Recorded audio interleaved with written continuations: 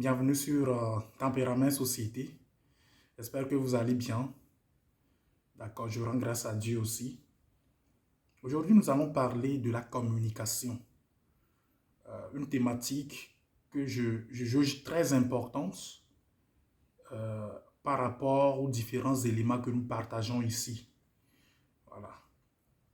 Donc, nous allons parler de la communication et son appréhension par les différents types de tempéraments qui existent.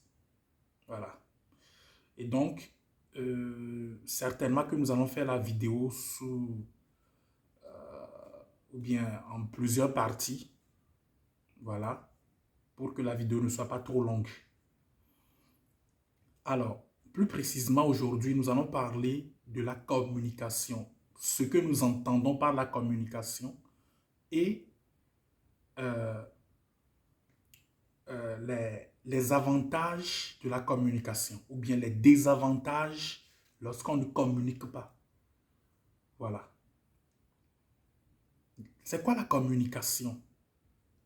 La communication, à la base, c'est le fait de communiquer. Et en termes plus simples, c'est le fait d'échanger ses idées avec une ou plusieurs personnes. Voilà. Avec un but. Le but, c'est de parvenir à une synthèse d'idées. Voilà. Parce que, comme vous le savez, nous n'avons pas forcément les mêmes manières de voir les choses. Ça, je l'ai toujours dit sur cette plateforme. Et pour vous qui nous suivez déjà, vous comprenez quand même qu'aujourd'hui, nous parlons de 4 grands types de tempéraments, subdivisés en 2 grands groupes, plus précisément les tempéraments froids et les tempéraments chauds. Donc, vous allez voir que les tempéraments froids et les tempéraments chauds ne voient pas les choses d'une même manière. Ils n'appréhendent pas les choses de la même manière. Voilà. Donc, là, nous ne parlons que de la définition ou bien de ce que nous comprenons par les tempéraments et de ce que nous comprenons par la communication. Voilà. Donc, la communication permet à une et deux personnes ou plusieurs personnes de s'échanger les idées. Voilà. Afin soit d'apprécier quelque chose ou bien de prendre une décision commune ou bien de manifester un désaccord à l'endroit de quelque chose, ou bien de manifester son intérêt à l'endroit de quelque chose, etc. Alors, autre point que je vais soulever ici, c'est que lorsque nous parlons de la communication, il faut juste retenir que c'est une expression de notre idée. Parce que sans la communication, notre idée est toujours à l'étape naturelle, à l'étape tout brut. Voilà. C'est à une étape sans forme, si je peux le dire ainsi. Notre idée n'a pas de forme parce qu'elle se trouve dans la pensée quelque part. Et c'est lorsque nous exprimons cela que nous arrivons à convaincre notre interlocuteur, que nous arrivons à faire dégager quelque chose de nous-mêmes. Voilà. Je donne un exemple banal parce qu'aujourd'hui, dans la première partie, nous allons parler d'abord de la communication et nous allons parler peut-être des moyens de communication, des avantages de la communication. Alors, je donne un exemple banal. Je suppose que je suis amoureux d'une fille, ok? Et euh, cet amour, ou bien vous êtes amoureux d'une fille, vous êtes amoureuse d'un garçon, peut-être durant quelques semaines, quelques mois, et vous avez ancré cet amour dans votre tête. Voilà. À chaque fois, votre conscience, votre subconscient, pour le dire ainsi, vous reflète l'image de cette fille. Et effectivement, vous l'aimez. Et peut-être que je peux exagérer pour dire que cette personne aussi a compris que vous êtes en train de l'aimer. Mais à un certain moment, lorsque vous n'exprimez pas ce sentiment envers la personne aimée, il n'y a pas encore de relation. Voilà. Il n'y a pas encore il n'y a rien en fait. Voilà. Puisque vous devez attester que vous aimez la personne. Vous devez exprimer cet amour envers la personne. Vous devez exprimer votre ressenti envers la personne. Voilà. Donc, la communication, c'est l'expression de notre idée. C'est l'expression de nos idées. Voilà. Et c'est quand même très, très capital de mettre un point, de mettre un accent sur ça. Voilà. Les différents moyens de communication, aujourd'hui, nous en avons plusieurs. Voilà. Nous pouvons communiquer face à face entre nous. Et aujourd'hui, nous avons ce que nous appelons par les supports de communication. Plus précisément, nous avons les téléphones, nous avons les réseaux sociaux, qui sont nombreux. Je ne vais pas les citer parce que ce n'est pas le but de l'échange. Donc, vous les connaissez. Donc, ces moyens nous permettent de communiquer avec nos amis, avec nos partenaires, avec nos chefs d'entreprise, avec nos frères, nos sœurs, etc. Voilà. Donc, c'est par ces moyens de communication aujourd'hui que nous arrivons à exprimer notre pensée dans n'importe quel domaine de la vie envers nos partenaires, envers les uns et les autres. Voilà. Et ce qu'il faut retenir dans ce point, c'est que quel que soit le fait que les supports de communication abondent aujourd'hui, de toute façon, c'est l'homme qui est caché derrière la communication. Parce que les Android, les smartphones, comment on le dit, nos technologies de dernière génération en elles-mêmes ne peuvent pas communiquer. Voilà. Et c'est pourquoi c'est l'homme qui est au centre de la communication. Puisque c'est l'homme qui est cet animal réfléchi, c'est lui qui raisonne, c'est lui qui cogite et c'est lui qui exprime ce raisonnement envers les autres afin qu'ils puissent comprendre son idéologie. Voilà. Alors, les avantages de la communication. Il faut dire que si nous remontons même à l'origine du monde,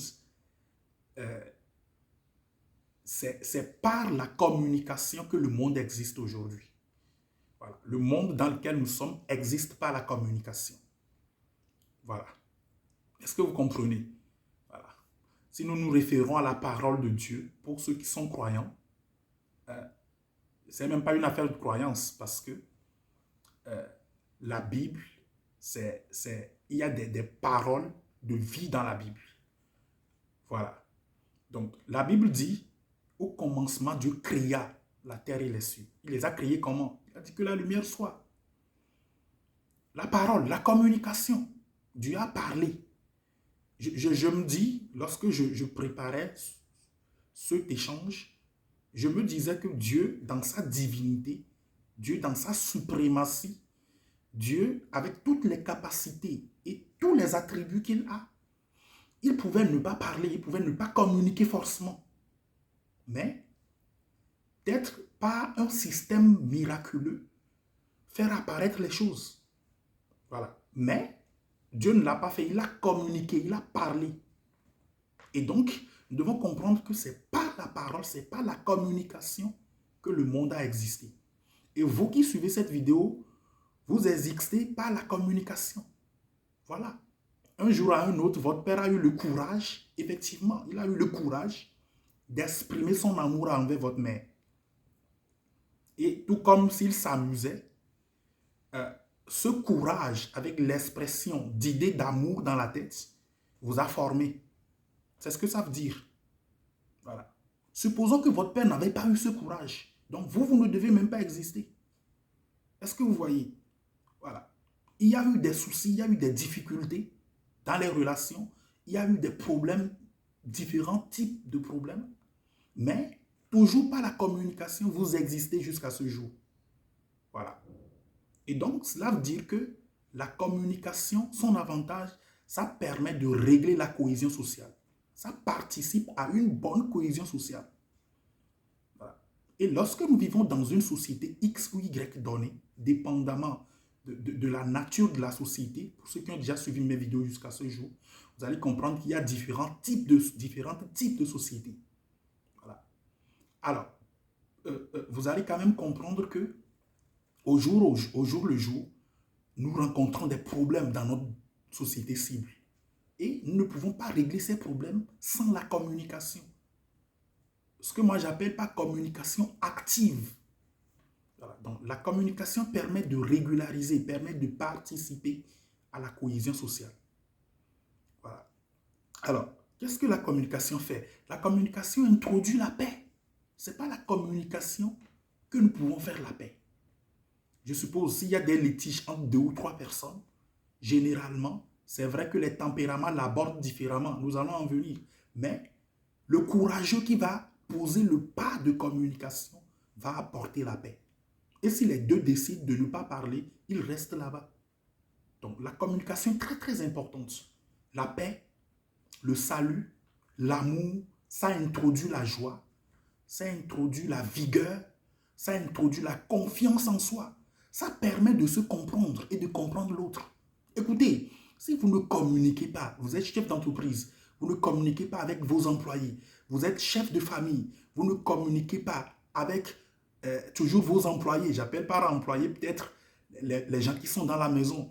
Vous êtes, quel que soit le titre que vous occupez dans la société, ok, et vous avez de la difficulté à communiquer, vous ne pouvez jamais vous comprendre. Vous allez à chaque fois vous accuser. Alors qu'il suffit simplement, en tant que leader, de communiquer pour trouver une solution adéquate à la difficulté. Voilà. Donc la communication nous permet de régulariser ces litiges. Ce n'est pas la communication qui a la compréhension. Parce que il faut comprendre que dans la constitution de l'être humain, avec les différents types de tempéraments que nous avons déjà cités, il faut comprendre que nous n'avons pas les mêmes manières de voir les choses. Un tempérament sanguin, par exemple, ne voit pas les choses d'une même manière qu'un tempérament mélancolique. Voilà. Donc, sans la communication, c'est catégoriquement difficile de pouvoir se comprendre et de pouvoir comprendre l'autre, puisque nous agissons différemment. Nous sommes induits par différents mobiles. Nos actes s'expliquent par différents mobiles, les différentes causes. Voilà. Donc, il suffit de communiquer pour comprendre l'autre et s'excuser. Voilà. Donc, la communication, il faut dire que ça nous permet aussi de nous défendre. Ça nous permet de nous défendre. Ça nous permet d'innover. Ça nous permet... Toutes les grandes réalisations que vous voyez aujourd'hui, ce n'est pas la communication. Voilà. Et les avantages sont vraiment pluriels. Je commence déjà par voir que la vidéo commence par déjà être un peu longue. Là, je vais m'arrêter ici sur les avantages. Donc, comprenez quand même qu'il y a plusieurs avantages sur la communication. Et si vous ne communiquez pas, si vous ne communiquez pas suffisamment, vous êtes leader, vous êtes chef d'entreprise, vous êtes responsable, vous êtes épouse, vous êtes époux, vous êtes frère, vous êtes sœur, vous êtes pasteur, vous êtes diacre, et vous n'aimez pas la communication, vous n'aimez pas appeler les employés pour communiquer avec eux, pour les entendre, pour les écouter, vous allez rencontrer beaucoup de problèmes. Vous allez à chaque fois, vous allez perpétuellement accuser les autres. Alors que le leader, c'est celui qui communique. Donc, celui qui ne communique pas, les désavantages sont pluriels aussi. Ok? Essayez juste de prendre le côté négatif de tout ce que je viens de dire et vous allez voir les désavantages. Voilà. Vous êtes chef de file ou bien chef d'entreprise quelque part. Il est jusqu'au 8 ou 10 du mois. Vos employés ne sont pas encore payés. Le minimum des choses, c'est la communication. Communiquer avec eux. Et je vous assure que si vous savez communiquer, si vous maîtrisez l'art de la communication, vos employés vont chaque fois vous apprécier. Même s'ils ne sont pas payés, ils vont vous apprécier. Parce qu'ils savent que rien ne vient de vous, mais vous savez quand même jouer. Vous savez quand même comment jouer votre rôle. Voilà. Alors, je vais m'arrêter ici pour cette première partie. Je vais revenir spécifiquement sur la dernière étape où nous allons mettre l'évidence entre les différents types de tempéraments. Je vous invite à suivre la fin de la vidéo, même si ça paraît un tout petit peu long, je vous invite à le suivre.